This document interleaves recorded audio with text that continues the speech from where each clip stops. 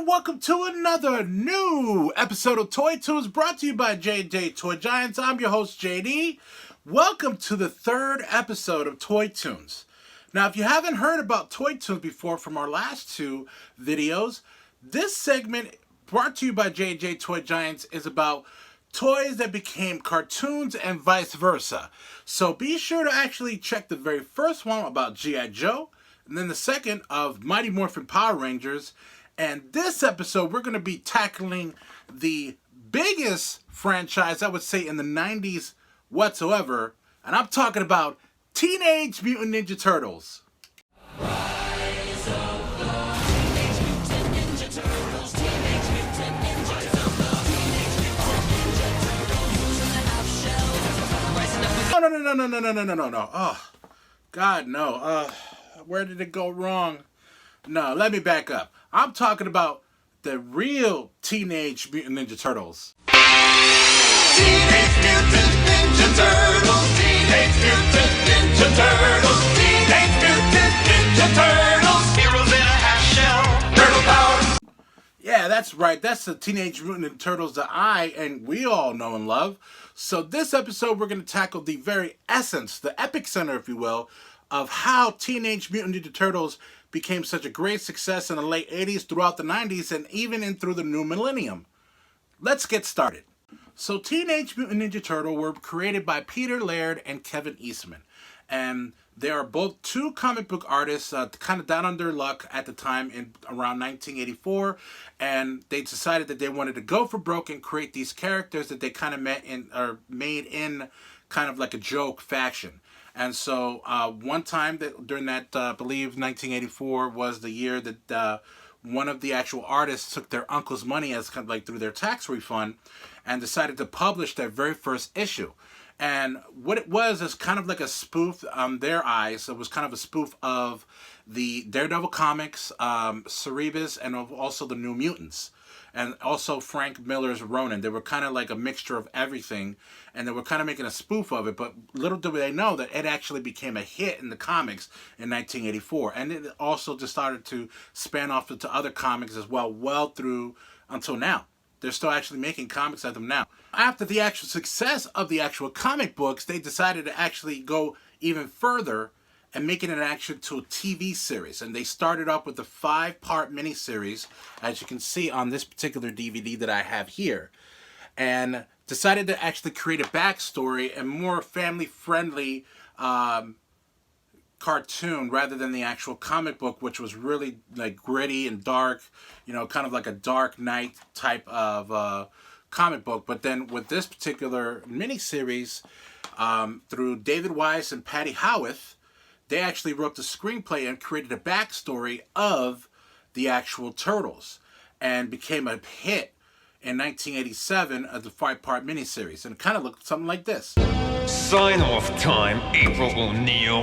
Chill out, homeboy. Hey, watch you with that thing, pal!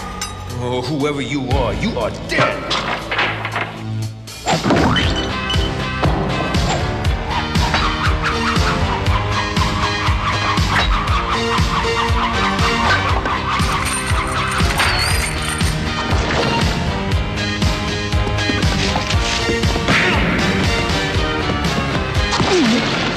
After the 5-part miniseries, the actual show didn't get their actual run as an actual TV show on CBS until 1988. And so this was actually considered the second season of the Teenage Mutant Ninja Turtles. As you can see, my main man Michelangelo was here in the front of the cover, and was my favorite, which is my favorite guy right here. You can see one of the toys. This actually belongs to my son, so I kind of had to borrow it from him. But, you know, after the actual comic, became such a success, then the TV show blew up. Of course, they were going to make toys, you know. Of course, we all know the toys that we know and love them now, and it kind of looks something like this. Teenage Mutant Ninja Turtles. Heroes in a half shell. Splinter the Rat taught them each the ninja arts. Donatello, master of the staff. Leonardo, the katana blade. My God! Raphael, the Don't sleeve. throw this at home, kids! And Michelangelo, the nunchakus. Radical! And master of the willing pizza. Hey, who had the pepperoni and ice cream? Teenage Mutant Ninja Turtles. From Playmates. And I'm telling you guys, these toys were all over the place, and you could not find any of these toys in the stores when I was a kid. I mean, even the lower level foot soldiers are gone. All the turtles gone. And of course, forced the actual Playmates company to make more and more out of either the Rat King, Leatherhead, Rocksteady and Bebop, and the list goes on.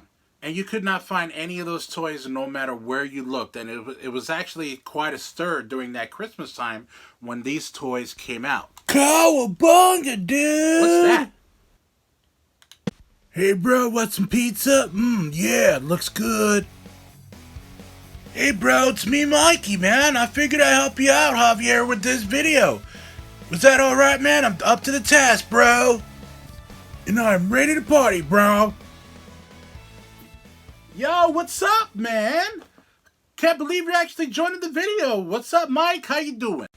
Oh, I'm doing most excellent, dude. Just hang with my broskies, man. Oh, sweet, brother. Why don't you tell the fans out there a little bit about how the actual story went and give us a little history on your bio. Well, dude, it all started way long ago in New York City when my Master Yoshi, or Splinter as we call him now, used to hang out with a bunch of rats in the sewer because he fled Japan. Those are me and my broskies in that bowl, bro. And then we ended up falling inside of the sewer right on top of my Master Splinter, man.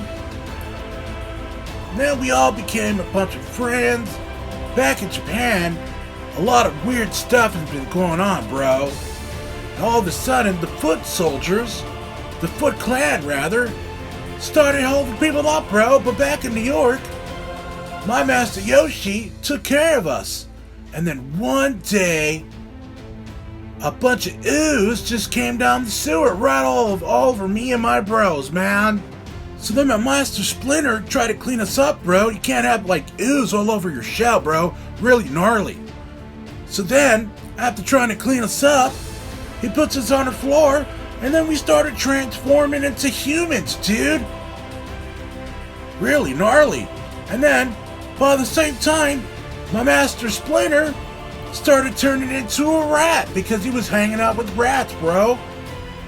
Totally tubular, but really scary. But then, he started to teach us in the way of ninjutsu, because he came from Japan. We nicknamed him Splinter, and he named us after his favorite Renaissance guys. And he trained us in the world of martial arts and ninjutsu. Donatello, the master of the bow, bro. Raphael, the master of the twin size. And my leader, Leonardo, master of the katana sword. And then yours truly, the master of the swinging nunchaku, bruh. And the master of the twirling pizza. Well, still to this day, one of the better origin stories out of any franchise that I've ever seen. So as Michelangelo stated, there were 4 turtles. And their master, which was the rat. So, obviously you have Michelangelo. And you also had his 3 brothers, Leonardo, Raphael, and Donatello. And of course they had their master, Master Splinter.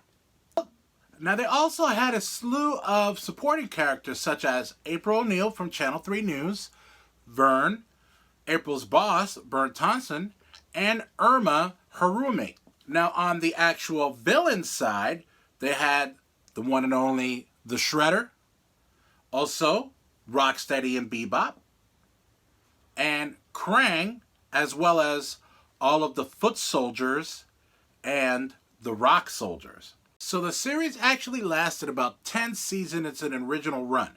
And then, back in 2003, started a whole brand new cartoon from the Teenage Mutant Ninja Turtles, brand new animation. Still had the same characters, but, they were drawn a different way. And this time, Cartoon Network was the actual one that was showing these cartoons at that point in time. So it was no longer in CBS. Of course, after that actual series ended, in 2012 it became a brand off of the Nickelodeon network and started a whole brand new series of cartoons of Teenage Mutant Ninja Turtles, and then of course Rise of the Teenage Mutant Ninja Turtles. That is the one cartoon that I do not like whatsoever. I think they kind of phoned that in when they decided to create that, but it's still on the air, so far be it for me to say anything, and I'm just a lowly fan. So, but they must be doing something right if it's still on the air on Nickelodeon. But also, it had a notoriety as far as film goes, because in 1991 started the actual first trilogy of the movies for Teenage Mutant Ninja Turtles Part 1, and of course Teenage Mutant Ninja Turtles 2, The Secret of the Ooze, and Teenage Mutant Ninja Turtles 3, otherwise known as Turtles in Time. Yeah, not its best, but we took what we could get at that point in time.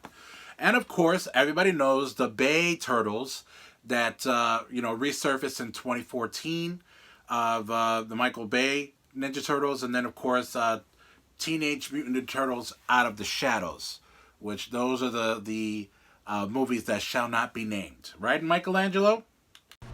Totally, bro. Thank God for the new reboot coming up. Yeah, that is correct. The reboot is happening. We don't know when, but we know that it is going to be happening, and we can't wait to see the actual reboot again. I wouldn't mind it being rebooted after the Michael Bay fiasco. Let's just do a do-over. But other than that, that's pretty much it. The Teenage Mutant Ninja Turtles is actually an actual franchise that I don't think it's ever going to go away. It's kind of like up there, with G.I. Joe and, Barbie. It's always going to have something along the lines of some type of toys or cartoons. So that pretty much does it for this edition of Toy Toons. Be sure to like and subscribe and comment on all of our Twitter, Instagram, and Facebook video submissions. Keep on cruising. Thank you so very much. I'll see you soon.